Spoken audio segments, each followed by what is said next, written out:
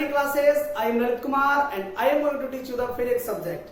Today we are going to discuss a subordinate topic. जी हाँ, ये एक बहुत ही सपोर्टिव टॉपिक है.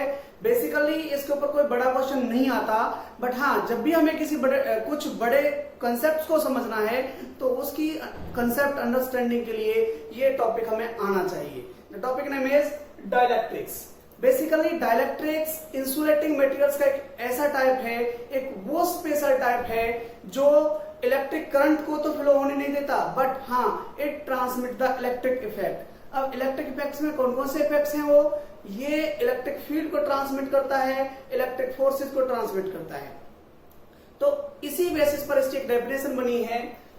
These are the insulating materials which transmit electric effect without conducting the electric current. Electric current को ये conduct नहीं करते हैं, बट ये इलेक्ट्रिक इफेक्ट्स को कंडक्ट करते हैं, ट्रांसमिट करते हैं.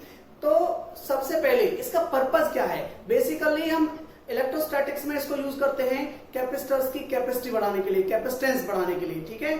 अब सेकंड थिंग आती है कि किस तरीके से ट्रांसमिट करता है इलेक्ट्रिक इफेक्ट्स को. तो मैं आपको विद एग्जांपल दिखाना चाहूंगा.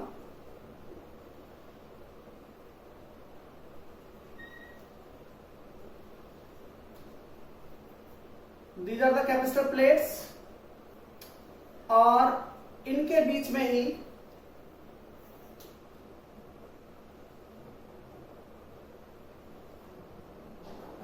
There is the dielectric material. Okay. तो जब स्टार्टिंग में जब कोई भी फील्ड यहां पर नहीं होता तो इसके अंदर पोलरिटी हो भी सकती है और नहीं भी हो सकती, because there are two types, polar and non polar. अगर ये पोलर टाइप के हैं तो इनके अंदर पोलरिटी होगी और इसके मॉलिक्यूल्स जो है वो पॉजिटिव और नेगेटिव चार्जेस उसके ऊपर दिखाए जाएंगे, बेसिकली वो रहेंगे. बट अगर वो नॉन पोलर है तो उसके ऊपर जो पॉजिटिव और नेगेटिव चार्जेस हैं वो कोइंसाइड करेंगे उनके सेंटर्स और हम उन्हें नहीं दिखा पाएंगे. बट हाँ जैसे ही हम इलेक्ट्रिक फील्ड अप्लाई करते हैं, like it is the positive plate and this is negative plate, जैसे ही हम इन चार्जेस को यहां पर दिखाते हैं तब इसके अंदर पोलरिटी इंड्यूस हो जाएगी और जो इसके मॉलिक्यूल्स हैं उनके ऊपर पॉजिटिव और नेगेटिव पोल्स दिखने लग जाएंगे. क्योंकि इधर की साइड में पॉजिटिव है तो इधर की साइड में नेगेटिव पोलरिटी हमारी इंड्यूस होगी, नेगेटिव पोलरिटी इधर इंड्यूस होगी. और अगर इधर नेगेटिव हो चुकी है तो जैसा कि आपने टॉपिक पढ़ा था चार्जिंग बाय इंडक्शन, दूसरी साइड में पॉजिटिव चार्ज हमारा रहेगा. वैसे ही जब इधर हमारी नेगेटिव चार्ज है इस प्लेट पर तो यहां पर पॉजिटिव चार्ज इंड्यूस हो जाएगा और इसके सेकंड साइड में नेगेटिव हो जाएगा. इस तरीके से कहीं ना कहीं सारे मॉलिक्यूल्स और मॉलिक्यूल्स की ओरिएंटेशन चेंज हो जाएगी और इसकी वजह से एक इलेक्ट्रिक फील्ड इंड्यूस होगा. अब देखिए कैसे इंड्यूस होगा. यहां पॉजिटिव है, यहां नेगेटिव है, तो ये चार्ज जो है बेसिकली आपस में एक दूसरे को कैंसिल आउट कर देंगे. ये जो चार्जेस है यहां पर कैंसिल आउट कर देंगे और जो हमारी इलेक्ट्रिक फील्ड था इन प्लेट्स की वजह से उसकी डायरेक्शन थी this, left to right. But अब देखिए इधर नेगेटिव है, इधर पॉजिटिव है, जो डाइलेक्ट्रिक स्लैब के अंदर है. तो बेसिकली डाइलेक्ट्रिक स्लैब के अंदर जो इलेक्ट्रिक फील्ड की डायरेक्शन होगी this will be in this manner, इस मैनर में वो रहेगी. तो इस तरीके से हमारा जो डाइलेक्ट्रिक स्लैब है वो ट्रांसमिट करता है किसको? इलेक्ट्रिक इफेक्ट्स को. अब इसके बाद हम पढ़ेंगे इसके types. Dear students, before I move to the next portion I would like to ask a small question. Dielectrics जो है बेसिकली इंसुलेटिंग मटेरियल्स का एक पार्ट है. इसका मतलब है सभी डाइलेक्ट्रिक्स हमारे इंसुलेटिंग मटेरियल्स होंगे, बट क्या सभी इंसुलेटिंग मटेरियल्स डाइलेक्ट्रिक्स होंगे? The answer is no. Try to understand. Let this is the insulator, this portion is the insulator, then dielectric is the special portion. In these insulating materials इस तरीके से. अब सारे dielectric जो material हैं वो insulating तो होंगे, बट सारे इंसुलेटर्स डाइलेक्ट्रिक्स नहीं होंगे. तो आई थिंक आपको ये कंसेप्ट क्लियर हुआ होगा. Now let's move to the types of dielectrics. Basically dielectrics two types के होते हैं, non polar and polar. Non polar dielectrics, जैसा कि आपको नाम ही सजेस्ट कर रहा है, non polar means no dipole moment, means dipole moment is zero. Okay, तो कैसे होता है डाइपोल मोमेंट, ये हम इसके डेफिनेशन में भी देख सकते हैं। These are the dielectrics in which the center of the positive charge coincide with the center of the negative charge. Basically जो सेंटर होता है पॉजिटिव चार्ज का वो कोइंसाइड करता है, सेम प्लेस पर आता है जहां पर हमारा सेंटर है नेगेटिव चार्ज का। ओके, जब दोनों सेंटर सेम साइड पर हो जाते हैं तो उनके बीच में सेपरेशन जीरो होने की वजह से डाइपोल की लेंथ जीरो हो जाती है। और आपको जैसा पता है dipole moment equal to P equal to Q into में 2A, तो ये A इक्वल टू जीरो हो गया तो सब कुछ ही जीरो हो जाता है, P इक्वल टू जीरो। इस तरीके से नॉन पोलर जो हमारे सब्सटेंस होते हैं, डाइलेक्ट्रिक्स होते हैं, वो उनका जो डाइपोल मोमेंट होता है वो जीरो होता है। ओके, अभी हम सिमेट्री के अकॉर्डिंग आपको बताऊंगा। H2 का एग्जांपल हम सबसे पहले लेते हैं। Let this is the first hydrogen atom and this is the second hydrogen atom. Okay, this is the biatomic molecule of hydrogen.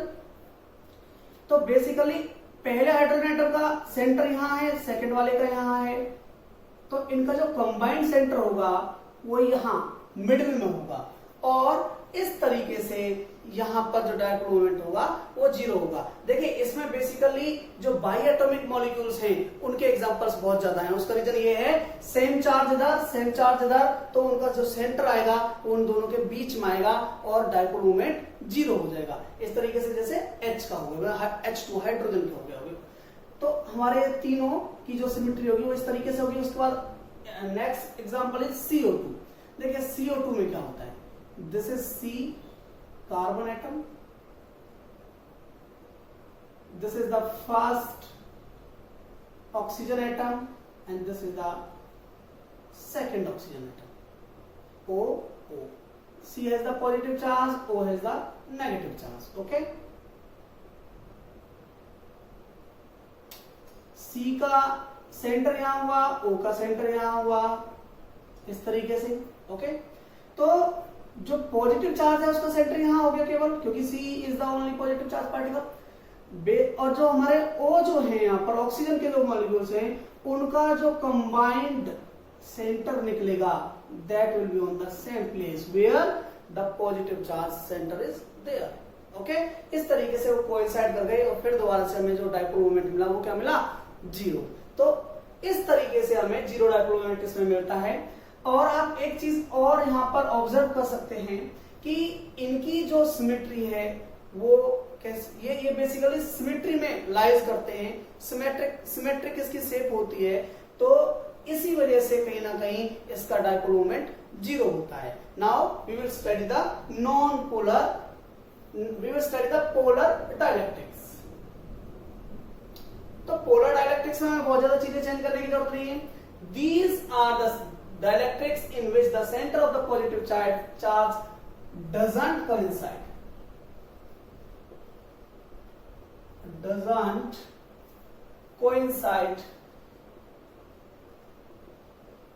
with the center of the negative charge। यहां पर जो हमारा पॉजिटिव चार्ज का centre है वो coincide नहीं करेगा, क्योंकि अब हमारा नाम हो गया है पोलर, मींस उसके पास कुछ डाइपोल मोमेंट होगा, that will have the net dipole moment. Okay, examples are